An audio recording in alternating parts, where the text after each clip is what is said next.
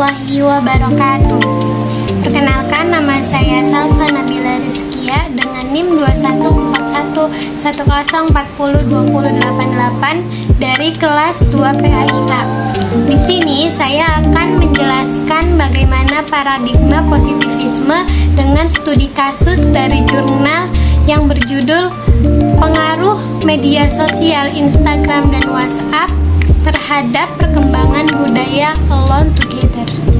Baik, kita akan membahas paradigma positivisme, menelaah contoh kasus berdasarkan aspek ontologi, epistemologi, dan metodologi. Sebelum kita membahas tentang paradigma positivisme, kita harus tahu apa itu paradigma. Paradigma adalah bentuk mekanisme seseorang dalam memandang terhadap sesuatu yang memengaruhinya dalam berpikir. Positivisme secara etimologi berasal dari kata positif yang dalam bahasa filsafat bermakna sebagai suatu peristiwa yang benar-benar terjadi yang dapat dialami sebagai suatu realitas. Oleh Comte, istilah positif diartikan sebagai apa yang berdasarkan fakta-fakta. Positivisme ini selalu menekankan bahwa pengetahuan itu tidak boleh melebihi fakta.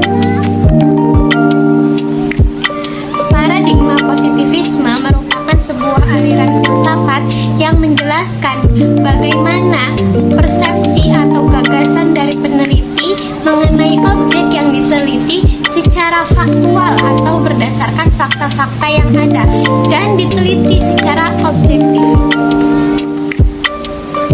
Ciri-ciri paradigma filsafat positivisme adalah memandang realitas, fenomena, atau gejala yang relatif konkret dan teramati, bersifat sebab akibat, digunakan untuk meneliti sampel, digunakan untuk menguji hipotesis, analisis data bersifat kuantitatif, berdasarkan pemikiran yang objektif, dan dilihat dari fakta-fakta yang terjadi.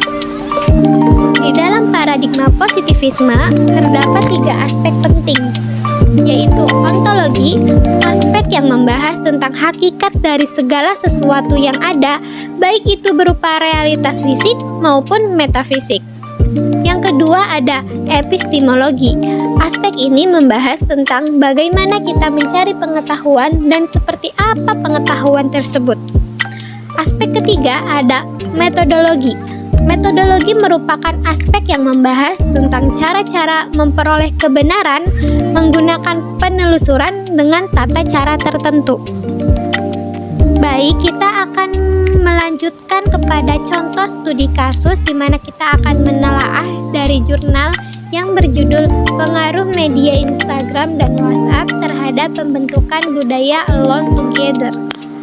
Alasan mengapa saya mengambil contoh studi kasus dari jurnal tersebut adalah sebagai bukti bahwa penelitian tersebut diambil menggunakan bantuan dari ilmu-ilmu filsafat dan sebagai contoh kasus penelitian menggunakan paradigma positivisme.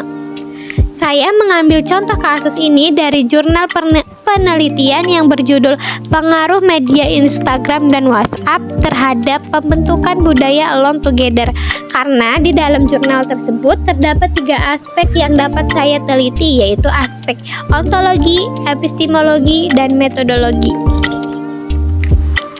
Ontologi. Secara ontologi, jurnal ini membahas tentang pengaruh media Instagram dan WhatsApp terhadap pembentukan budaya Alone Together di Universitas Riau. Objek penelitiannya yaitu pengaruh media Instagram dan WhatsApp terhadap pembentukan budaya Alone Together, dan subjek penelitiannya itu 100 responden Universitas Riau. Latar belakang penelitian adalah bagaimana budaya Alone Together lahir pada saat perkembangan media sosial sedang berkembang pesat dan menimbulkan suasana di mana sekerumunan orang berkumpul namun mereka asik sendiri dengan gawainya masing-masing. Berdasarkan observasi peneliti pada beberapa kegiatan di Universitas Riau, di mana sebagian banyak mahasiswa merupakan pengguna media sosial, terutama Instagram dan WhatsApp, terdapat kejanggalan di mana saat perkuliahan online banyak mahasiswa yang menyalahgunakan media gadget dan tidak mengikuti perkuliahan dengan baik. Berdasarkan latar belakang tersebut, maka peneliti merumuskan masalah penelitian sebagai berikut. Seberapa besar pengaruh media sosial Instagram dan WhatsApp terhadap pembentukan budaya alone together? Secara epistemologi, keterkaitan peneliti dengan yang diteliti terjadi secara objektif, di mana penelitian berdasarkan fakta yang sesuai dengan bukti data-data yang ada. Penelitian ini berdasarkan filsafat paradigma positivisme melalui pendekatan kuantitatif dengan cara mengumpulkan data menggunakan kuesioner kepada 100 orang responden di Universitas Riau dan akan menghasilkan jawaban pasti, objektif, dan realistis sesuai kejadian yang terjadi. Aspek metodologi yang digunakan peneliti adalah metode pendekatan kuantitatif dengan paradigma positivisme. Berikut adalah langkah-langkah penelitian. Yang pertama itu rumusan masalah, teknik pengumpulan data, variabel penelitian, hipotesis penelitian, dan uji validasi. Rumusan masalah pada jurnal ini adalah seberapa besar pengaruh media sosial Instagram dan WhatsApp terhadap pembentukan budaya alone together. Teknik pengumpulan data yang digunakan adalah kuesioner pertanyaan yang berhubungan dengan media sosial dan budaya alone together yang disebar kepada 100 responden di Universitas Riau. Variabel penelitian. Variabel bebas dalam penelitian ini adalah media sosial Instagram dan WhatsApp. Variabel terikat pada penelitian ini adalah budaya alone together. Kemudian variabel X menjadikan media sosial Instagram dan WhatsApp. Variabel Y menjadikan budaya asik alone together. Hipotesis penelitian. Media sosial Instagram dan WhatsApp berpengaruh terhadap pembentukan budaya alone together. Selanjutnya kepada uji validasi, teknis analisis data yang diambil adalah deskriptif, uji validitas, uji reliabilitas, uji hipotesis meliputi regresi linear sederhana, uji minti, dan koefisien kohersi.